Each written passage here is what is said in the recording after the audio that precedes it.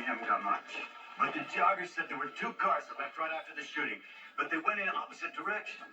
Which is, how do you propose to find those two cars and their occupants and place them all at the scene when all this occurred? Give us a little time to investigate. You don't have the time. I need you back on patrol. Look, Lieutenant, somebody on that block must have seen something out. They're just not cooperating with us. Did you really expect them to? Well, yeah, I did. I keep hoping that people will realize we can't do anything without their help. Since when does a cop exist on hope? Police work is based on good, hard work, Dango, not hope.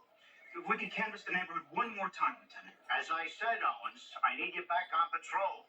Now, homicide is taking over. You can turn over any leads to them, and they'll follow through with them. If we happen to be in the area on our breakfast or lunch break, No, all right. Whatever you do in your own time is between you and your stomachs.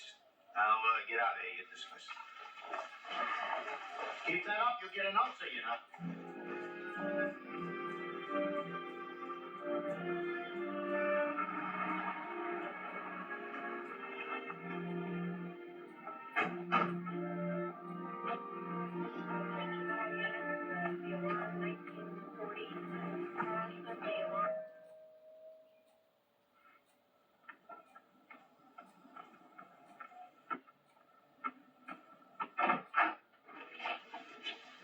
Yes. I'm Officer Terry Webster out at Kathy Court. Yes, it is. May I help you? I hope so. Can I come in? Of course. Thank you. What can I do for you? We're trying to find someone who might have been home yesterday morning, someone who might have seen a shooting across the way. Well, I'd like to help, but I was on duty at the hospital and didn't get back home until quite late in the day. Memorial? That's right. Now, what time do you usually do in the morning? Early, usually very early. About what time? Just want to know it. Well, that's hard to say. Look, I don't mean to be rude, but I am in quite a rush right now. And I already told you I wasn't home. Just thought there was a possibility you might have seen something on your way to work. Maybe someone near or around the Massey house. Something unusual, a car, whatever. No. I'm sorry. I do have to run. Sorry, Bobby. Officer, did anyone else see anything that could help you? No. Seems that your neighbors were all either asleep or, like you, not at home.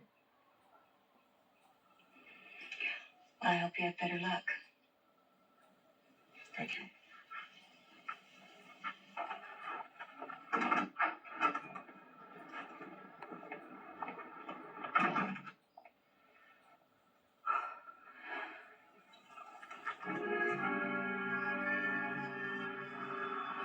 Did you dump that gun like I told you? In the river. I still don't see why we can't just leave it alone. I mean, the accountant's report is burned.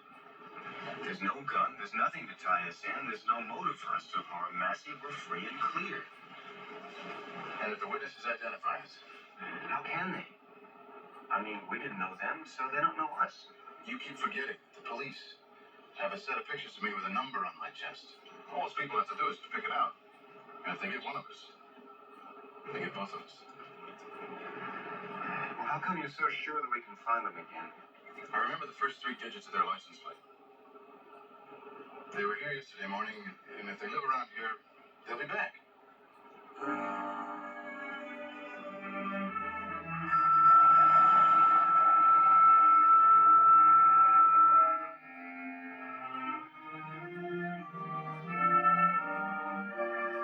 You know what bugs me about the whole Massey thing is it was in broad daylight. How many people could conceivably have heard or seen something? At that hour? 10, 20. And legally, even if they did hear or see something, they don't have to do anything about it. That's right, huh? Fear or indifference. No one wants to be a hero. No one wants to be involved. Yeah, Mike and I were talking about that last night. Do you remember the Kitty Genovese killing in New York a few years ago? One of the most classic cases. Girls brutally stabbed to death in the middle of the street. 30 or 40 people must have heard her scream. Nobody came to help her. Nobody went to the police afterwards either. Right. I just don't understand it. You know, people talk an awful lot about law and order these days. They don't seem to realize crime's not just a newspaper headline. It can happen to anybody. Yeah, but they can ignore it as long as it doesn't happen to them. Right. How do you change the way people think? Okay, I talked to a girl this morning who works at the hospital. Maybe you know her. Kathy Corbett. Kathy? Hmm? Yeah, we went to school together. She lives right across the street from Massey. But she was another one who wasn't home. You sound like you don't believe her. Well, she was very nervous with someone who hadn't been there. She wouldn't tell me what time she left for work. We worked the same shift. Kathy was late that morning. Maybe we're just reaching for something that isn't there, huh? Wow, I don't know. She was awful nervous that day. She dropped a bottle of aspirin. She nearly went to pieces over it. It doesn't sound like Kathy. Mm-mm. Oh, I got suspicious minds. Yeah, it's an occupational hazard, but what if she did see something and she's frightened? Too frightened to admit it. What if? Well, I think maybe you ought to talk to her again. No. I didn't get anywhere the first time. Why should it be any different the second? What about you, Mike? Yes, sweetheart, she knows you. Maybe you could talk to her. Sure, I'll talk to her. If she knows something, she could be the one person that could help. You go with me. Come on, Chris, you sit here. That's it. Good to see you.